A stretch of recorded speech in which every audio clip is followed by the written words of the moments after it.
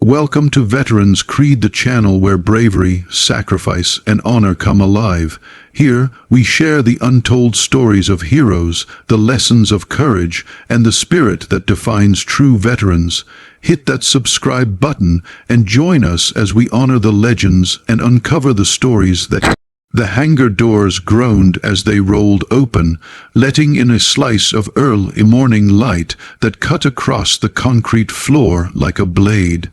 Inside, the massive training bay was already alive, weights clanking, boots stomping, and the low rumble of 300 Navy SEALs gathering around the central mat. It didn't matter that these men were some of the toughest operators on the planet. Today, they were restless, competitive, loud. Evaluation day did that to people. It was the one day where pride, ego, and reputation were all on the line. In the center of the noise and movement, someone unexpected stepped through the open doors. Maya Locke walked in without fanfare, her steps quiet, confident, almost ghost-like. She wore no rank on her training shirt, no indication of who she was or why she'd been allowed into a place only the elite stepped foot in. Most of the SEALs didn't recognize her, and that alone was enough to make them dismiss her. She wasn't wearing full tactical gear, didn't have the hulking muscle mass they equated with respect, and she sure as hell wasn't part of their community. To them, she was an outsider, to some worse, an intruder. A wave of murmurs rippled across the crowd. Who is she? Intel chick. She's in the wrong place. No way she's stepping on the mat. But she kept walking, stopping just at the edge of the combat mat, her face unreadable. Calm, razor, focused, like the noise around her wasn't even worth acknowledging. That annoyed them more than anything. Chief Petty Officer Grant Vickers noticed. Of course he noticed. At 6'4", with shoulders broad enough to block out the lights, Vickers was the kind of operator who dominated every room he entered. Brutal reputation, unmatched ego, a man who'd built his identity on being the biggest, strongest, and loudest. He pushed through the crowd with a grin that held more danger than humor. Intel must be bored. He called out, loud enough for everyone to hear. Did someone think we needed entertainment today? The men laughed. Some nodded, a few smirked at her like she was already defeated, but Maya didn't even blink. She simply tilted her head, studying him like he was a mildly interesting puzzle, not a threat. Vickers stepped closer, towering over her. This mat is for fighters, he sneered, not analysts, not paper pushers, not tourists. A few men snorted in agreement. Maya's voice was quiet but carried across the space. Then prove I don't belong. The reaction was instant. A sharp, collective inhale. Noise died. Heads snapped around. Vickers' grin fell entirely. A muscle twitched in his jaw. You want to challenge me? He asked, his voice dropping. No, she said. You challenged me the moment you opened your mouth. A low whistle appeared from somewhere in the back. Someone muttered, "Oh damn." Vickers didn't laugh this time. He stepped onto the mat, rolling his neck, cracking his knuckles, putting on a show for the crowd. He lived for this, the attention, the intimidation, the moment of dominance before a fight. You get one chance, Intel girl, he said coldly. I strike once and you're out, understand? She nodded. Vickers raised his arms, settling into a stance full of brute force. Maya lifted hers too, light, fluid, almost lazy. There was nothing intimidating about her posture, nothing aggressive, nothing a typical SEAL would respect. But there was something else, something old, practiced, precise. The kind of stance no one notices until it's too late. He lunged. The crowd surged forward instinctively, ready to witness a demolition. Vickers was a wrecking ball, fast for his size, unforgiving, lethal on the mat. His right arm came down like a hammer, his muscles bunching, his body weight behind the strike. It never landed.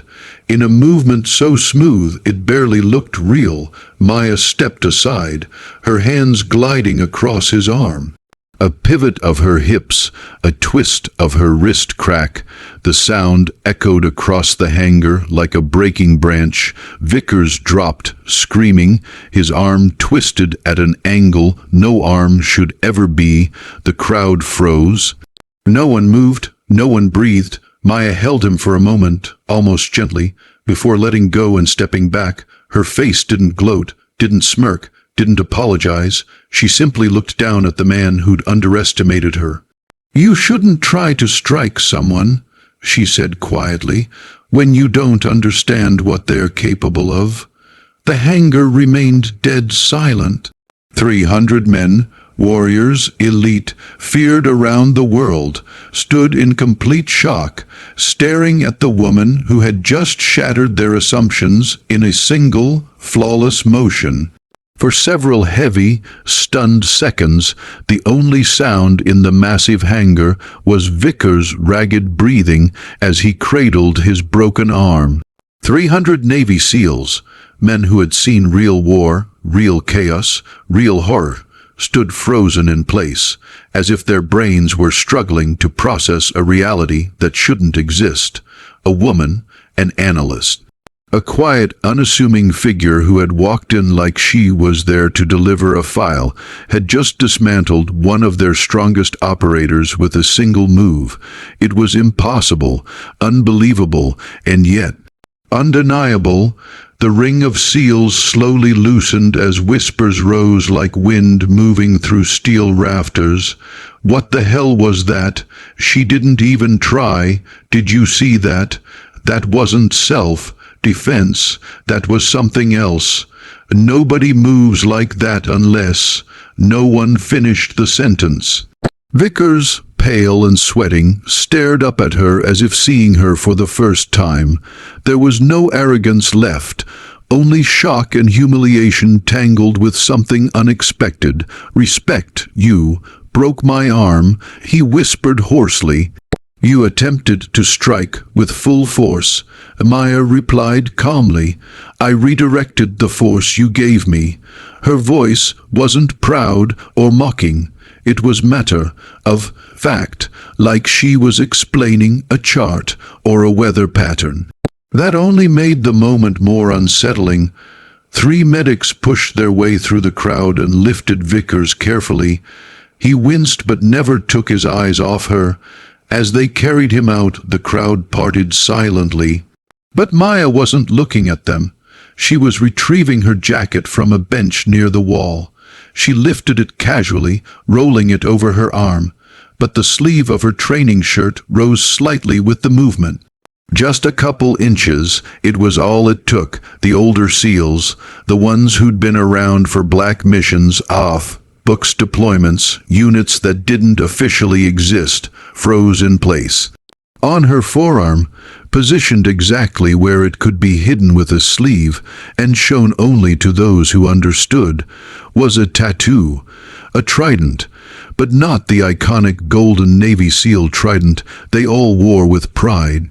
This one was black, sharp, minimalistic, unmarked, the symbol of a unit whispered about but never confirmed.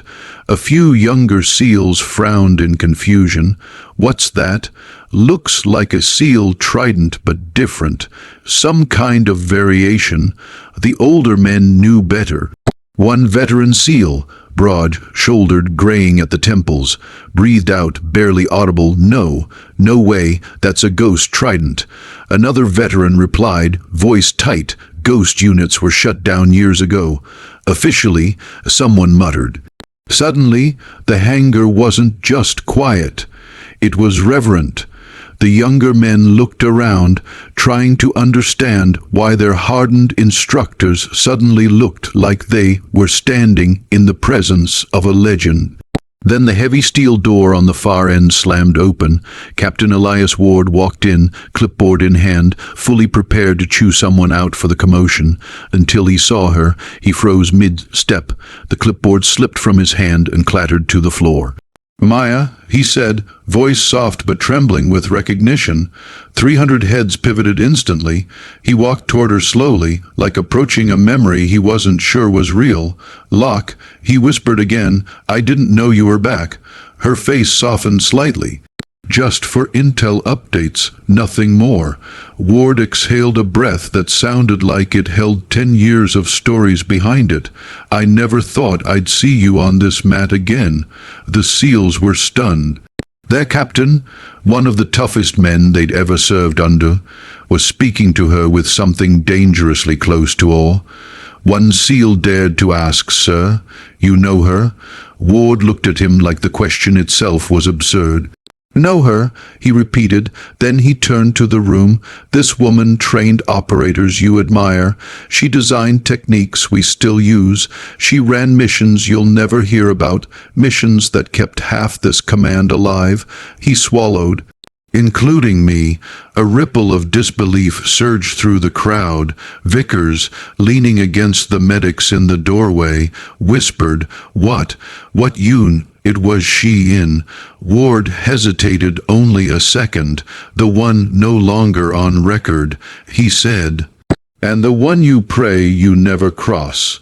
Gasps, shock, complete reevaluation of everything they'd seen. Maya sighed. This wasn't supposed to happen. I came to deliver an intel brief. I didn't intend to demonstrate anything. One of the younger SEALs blurted out, Why didn't you tell us who you were?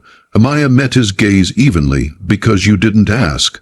Ward smiled faintly, almost proud. That's Maya Locke. He said to his men, Treat her with the respect she earned long before today. And for the first time since she walked in, silence wasn't from shock. It was respect, deep, sharpened, and earned in a single, flawless move. The medics escorted Vickers out of the hangar, but the weight of what had happened didn't leave with him. It lingered in the air, thick, electric, reshaping everything these men thought they knew. 300 Navy SEALs stood gathered around Maya now, no longer mocking, no longer amused. They were attentive, curious, a little intimidated. Captain Ward, still visibly shaken by her presence, stepped closer. Maya, he said quietly, you didn't just break his arm, you broke every assumption in this room. A brief hint of guilt flashed across her expression. I warned him. He didn't listen. Ward replied. He learned. She looked around. The men who had been smirking minutes ago now watched her like students waiting for a master's first word. Her gaze softened, not out of pride, but understanding. She knew these men, knew their world, knew what it took to step into the fire every day. Fine, she said, if you all really want to learn, then let's start. The hangar straightened like a single organism snapping to attention. Maya stepped back onto the mat, rolled her shoulders, and motioned for the SEALs to circle around her. Boots shuffled, bodies closed in. A giant ring of elite operators surrounded one woman, yet power radiated from her effortlessly. Lesson 1, she began, voice steady and crisp. Strength is loud, skill is silent. She gestured toward the mat. Most of you fight like battering rams. You rely on mass and muscle. That works, until it doesn't. She demonstrated, moving her arms in fluid arcs, so smooth it looked choreographed, yet the precision was unmistakable. Force is predictable. She continued, intent is readable, but precision is invisible until it's too late. A younger SEAL raised his hand like a schoolboy. Ma'am, can you show us how you stopped the strike? She nodded. Step forward. The young operator stepped onto the mat. He was strong, tall, confident, but respectful. Maya positioned him carefully. Throw a controlled strike, she instructed, not full force. He nodded and swung. She moved like water, a pivot of her hips, a shift of weight, a capture of his momentum. Her hand wrapped around his wrist gently, almost kindly. She guided his arm downward, redirecting the strike as if steering a falling leaf instead of a trained warrior. The young seal blinked, baffled. "I didn't even feel you grab me." "That," Maya said, "is the point." Gasps and murmurs rippled through the crowd. Ward stepped closer, arms folded proudly. She didn't just train with elite units. He told them quietly she built techniques for them. Maya shot him a look, but he only shrugged. The truth was out now. Another SEAL approach, told her broader, clearly an instructor. "Permission to try?" he asked. She nodded. He attacked with far more power. Testing her, pushing her, it didn't matter. Her movements blurred. The sound of his body hitting the mat echoed through the hangar, stunned silence following like a shadow. She had floored him without harming him, not a single bruise. Slowly, he stood and bowed his head. "Thank you." Others stepped forward, then more, then even more. For nearly an hour, Maya Locke moved among them, demonstrating leverage, precision, pressure points, breathing, balance, control. Every motion she made was efficient, elegant, flawless. There was no wasted effort, no ego, only mastery. Even Captain Ward joined the circle.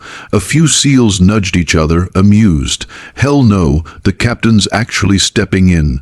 Ward shrugged off his jacket, stepped onto the mat, and faced her with the same respect he'd give a legendary mentor. "You haven't thrown me in years," he said. "You're older now." She replied with a faint smirk. "Still dangerous. We'll see." Their exchange was brief, but stunning. Ward attacked with strategy, experience, and raw precision, but she redirected him effortlessly, guiding him to the ground with the gentleness of someone handling a friend, not an opponent. The SEALs erupted, cheers mixed with disbelief. Ward laughed breathlessly from the mat. "Still got it," he said to her. "You never lost it," she replied. Finally, after what felt like a legendary training session, Maya stepped back, slipped her jacket on, and pulled her sleeve over the black trident tattoo. She looked at the men, no longer challengers but students. "This was not planned," she said. "I'm not here to prove anything. I'm here to help. And if you want more training, I'll return when needed." The SEALs stood in silent formation, a wall of respect. Vickers re-entered then, his arm splinted but his pride firmly swallowed. He approached her slowly. "Ma'am," he said, eyes lowered, "I misjudged you. I'm sorry." Maya studied him for a long moment, then nodded once. "Learning always starts where ego ends." He exhaled with relief. Ward walked beside her as she approached the exit. "You could come back permanently," he said softly. "We could use you." Maya looked back at the hangar, at the operators who once underestimated her but now watched her like she was one of the legends they'd trained their entire careers to become. "Not today," she said, "but call me when it matters." Ward nodded. "We always will." As she stepped into the sunlight, the hangar stayed silent. 300 SEALs standing at attention, watching the woman who broke an arm, shattered their assumptions, and taught them more in 1 hour than some learned in years. No applause, no orders, just respect. The kind only the rarest warriors ever earn.